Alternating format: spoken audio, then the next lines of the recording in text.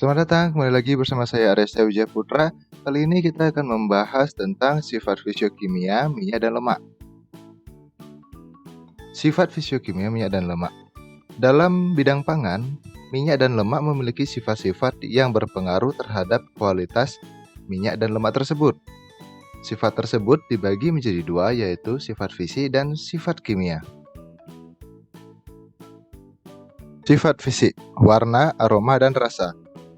Minyak yang murni tidak memiliki warna, tidak beraroma, serta tidak berasa. Adapun warna, aroma, dan rasa pada minyak itu disebabkan karena terdapat komponen bukan minyak di dalamnya. Berikutnya, pelarutan.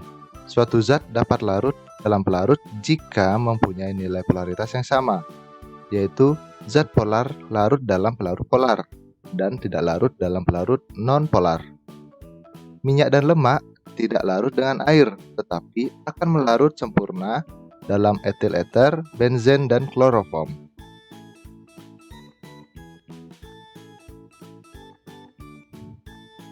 Berikutnya sifat fisik, titik cair, kristal lemak, dan polimorfisme. Trigliserida yang banyak mengandung asam lemak tidak jenuh mempunyai titik cair lebih rendah dibandingkan yang mengandung asam lemak jenuh. Gliserida dapat berada dalam bentuk kristal yang berbeda-beda yang disebut polimorfisme. Karakteristik kristal dan sifat pencairan lemak tidak hanya dipengaruhi oleh komposisi asam lemak, tetapi juga dipengaruhi oleh penyebaran asam lemak di antara molekul-molekul trigliserida. Sehingga suatu campuran asam lemak atau minyak yang berbeda akan memberikan konsistensi dan sifat pencairan setiap campuran yang berbeda-beda pula. Berikutnya, titik lebur. Lemak yang mempunyai titik lebur tinggi mengandung asam lemak jenuh, sedangkan lemak yang mempunyai titik lebur rendah mengandung asam lemak tidak jenuh. Contohnya, tristearin adalah ester gliserol dengan 3 molekul asam stearat. Ini memiliki titik lebur 71 derajat Celcius, sedangkan triolein, ester gliserol dengan 3 molekul asam oleat, mempunyai titik lebur minus 17 derajat Celcius. Berikutnya, short melting point. Short melting point adalah temperatur pada saat terjadi tetesan pertama dari minyak atau lemak. Berikutnya, indeks bias. Indeks bias adalah derajat penyimpangan dari cahaya yang dilewatkan pada suatu medium yang cerah.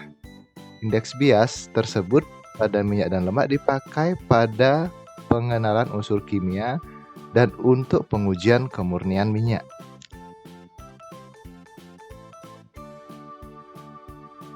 Selanjutnya ada titik asap, titik nyala, dan titik api. Titik asap adalah temperatur pada saat minyak atau lemak menghasilkan asap tipis yang kebiru-biruan pada pemanasan. Kemudian, titik nyala adalah temperatur pada saat campuran uap dari minyak dengan udara mulai terbakar. Dan yang terakhir, titik api adalah temperatur pada saat dihasilkan pembakaran yang terus-menerus sampai habisnya contoh uji. Yang terakhir, sifat fisik, titik kekeruhan. Titik kekeruhan atau turbidity point ditetapkan dengan cara mendinginkan campuran minyak dengan pelarut lemak.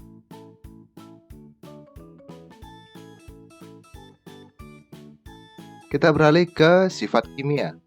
Yang pertama, hidrolisa. Dalam reaksi hidrolisa, lemak atau minyak akan diubah menjadi asam-asam lemak bebas dan gliserol.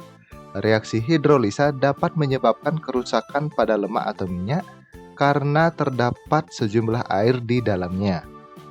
Hidrolisa mudah terjadi pada lemak dengan asam lemak rendah, yaitu kurang dari 14 karbonnya. Seperti contohnya mentega, minyak sawit, dan minyak kelapa. Berikutnya, oksidasi. Oksidasi berlangsung bila terjadi kontak antara sejumlah oksigen dengan minyak. Terjadinya reaksi oksidasi akan mengakibatkan bau tengik pada minyak dan lemak. Oksidasi biasanya dimulai dengan pembentukan peroksida dan hidroperoksida. Tingkat selanjutnya adalah terurainya asam-asam lemak disertai dengan konversi hidroperoksida menjadi aldehid dan keton, serta asam-asam lemak bebas. Rancidity atau ketengikan terbentuk oleh aldehida, bukan peroksida.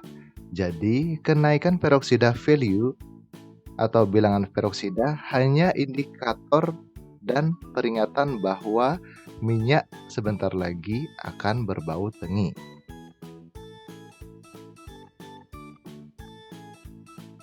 Yang ketiga, hidrogenasi.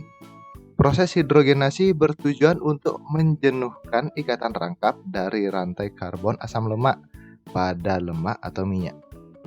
Reaksi hidrogenasi ini dilakukan dengan menggunakan hidrogen murni dan ditambahkan serbuk nikel sebagai katalisatornya. Setelah proses hidrogenasi selesai, minyak didinginkan dan katalisator dipisahkan dengan cara penyaringan. Hasilnya adalah minyak yang bersifat plastis atau keras, tergantung pada derajat kejenuhannya. Yang keempat, esterifikasi. Proses esterifikasi bertujuan untuk mengubah asam-asam lemak dari trigliserida dalam bentuk ester. Reaksi esterifikasi dapat dilakukan melalui reaksi kimia yang disebut interesterifikasi atau pertukaran ester yang didasarkan atas prinsip reaksi transesterifikasi Friedrich-Crafts.